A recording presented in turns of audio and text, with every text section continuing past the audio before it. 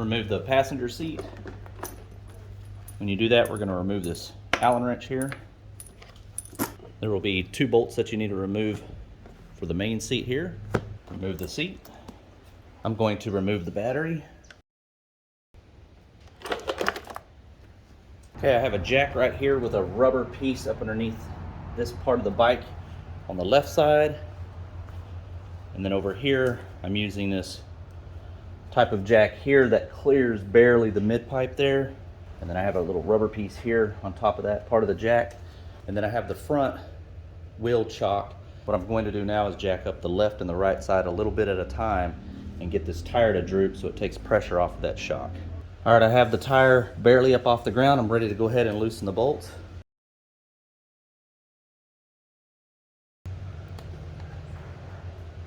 There's going to be a washer right here as well. To get this top bolt out, what I'm going to do is just lower the bike just enough to where I find that perfect balance to where that bolt will slide right out. Alrighty. I'm going to remove this chain guard here. It's going to remove this flap, give me a little bit of clearance underneath there to get that bottom bolt out. There's going to be 2 screws on the side here you'll need to remove. There'll be one more thing that you'll need to remove right down here where my screwdriver is at. I'm using a 17mm socket down here.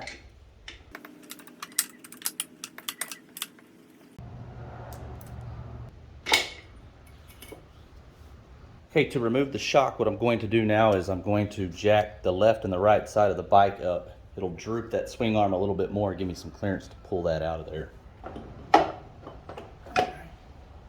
In the kit, you're going to get a compression tool kit, which you see right here. And then you're going to get a replacement piece here that's going to go on the shock. And this tool here is going to remove this piece on this particular part of the shock, and then we're going to press it back into the new piece. These 2 pieces here, you'll notice one of the holes is going to be larger than the other, and that is because you're going to use the larger hole with this part of the shock, so that way when you compress it, you'll be able to remove the retaining clip right here. This is the smaller diameter hole. It's going to go on this part of the shock absorber here. And if you look closely, it's threaded. You're simply just going to slide this through here. Okay, I lightly clamped this into a vise here. I'm using a 17mm socket. I just want to do that a little bit on both sides at a time. Okay, you want to get this top piece here down far enough to where you can take the retainer clip. You're going to pick that up and just slide that out just like that. I'm ready to go ahead and decompress this here. We'll remove this head.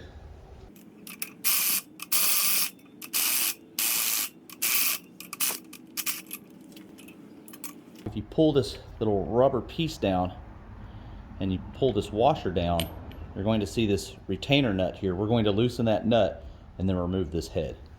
Okay, I have this part in the vise. I'm using a 3/4 inch wrench.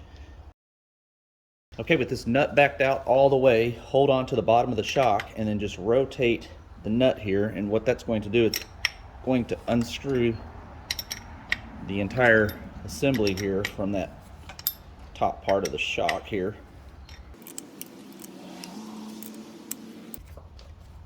Let me show you guys how we're going to remove this piece here. So you have this piece here. It is the same diameter of the outside of the head here. And then you're going to insert this washer, and then we'll insert the bolt this way. And then what's going to happen is, this is going to be what I call the pushing mechanism here. It has 2 diameter holes. So you want the larger diameter to go here. And you put the washer on.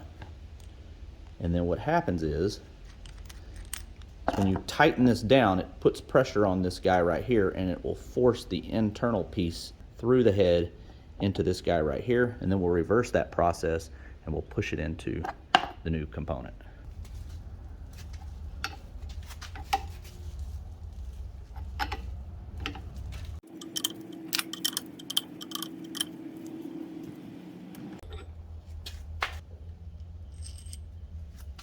So this is the piece right here that we needed to remove. I have the new head here with the bushing pressed in.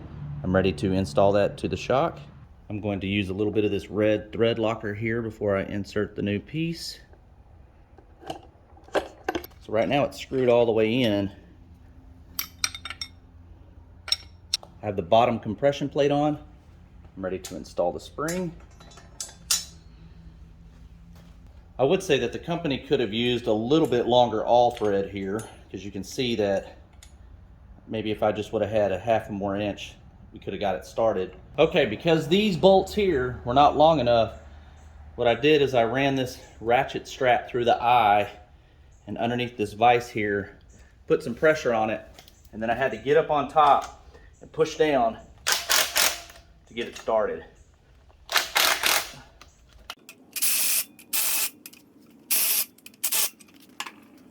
Okay, and then I have this down far enough, you just want to take and slip your retainer ring on. Okay, with the bottom bolt in, I haven't put that nut in on there. What I'm going to do is lower the bike down so I can get the top one in. I'm going to tighten the top one down and then we'll go to the bottom. Okay, I have the top bolt in. I'm going to put a little bit of this red thread locker on there. Tighten down this top piece here.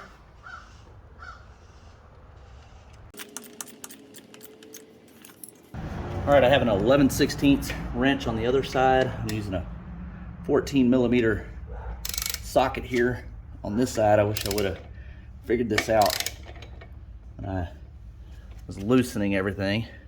Have the shock all buttoned down, ready to go. I'm going to install the battery, install the seat.